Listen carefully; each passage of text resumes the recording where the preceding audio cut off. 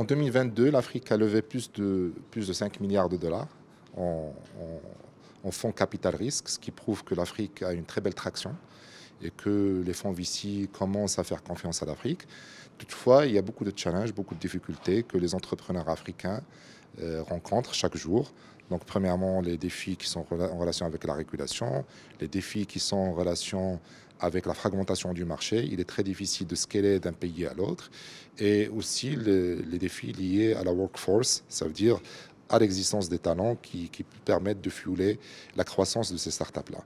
Donc, les solutions qu'on peut imaginer pour ce type de défi. Mais premièrement, en matière de régulation, on peut penser à ce qu'on appelle des regulatory sandbox. Ce sont des safe spaces où les startups peuvent essayer de tester leurs solutions sans avoir à respecter des régulations qui sont très contraignantes, mais dans un environnement qui est très contrôlé par le régulateur et qui leur permet justement juste de tester avant de scaler. Au type de solution qu'on peut imaginer liée à la fragmentation du marché, c'est que pour les VC qui collaborent ensemble, pour qu'on puisse supporter les startups qui veulent scaler un pays où on a une existence, où on peut supporter les différentes startups dans nos différents portfolios.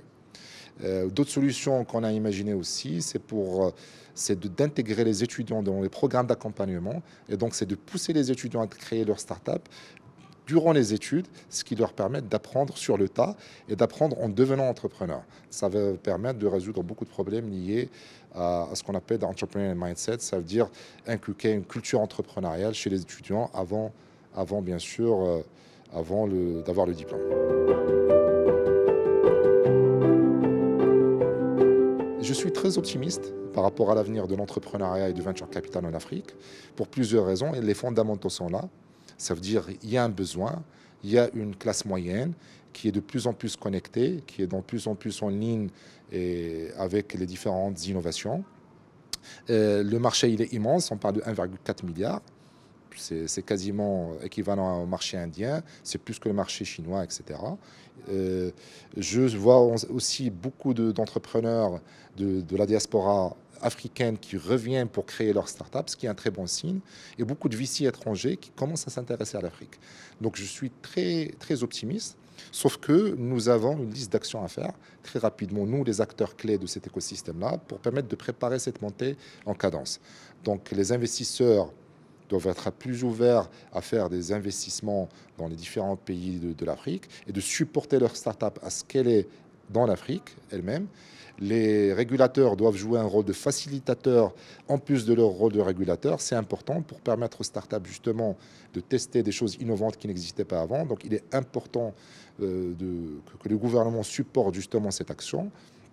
Et puis les startups eux-mêmes doivent avoir un shift de mindset pour justement pouvoir devenir pas uniquement des business, mais aussi des fournisseurs de solutions pour les défis du continent africain, ce qui permet justement premièrement, d'accroître leur TAM, ça veut dire le size de leur market, et aussi d'intéresser les investisseurs à l'international. Le Maroc, il a un grand potentiel. Le Maroc, il a un grand potentiel dans le sens où, en matière de start-up, nous avons une très belle flambée du nombre de startups de qualité qui sont en train de développer des solutions qui sont très pertinentes pour les besoins du Maroc et pour les besoins de l'Afrique. Donc je ne pense pas en fait que l'écosystème il peine, c'est juste qu'on est un écosystème naissant, comme l'est l'Afrique. Et je pense que, Inch'Allah, courant les prochaines années, on va voir des fonds VC qui vont être investis ici au Maroc. On va voir de belles startups qui vont scaler en Afrique et qui vont devenir des licornes.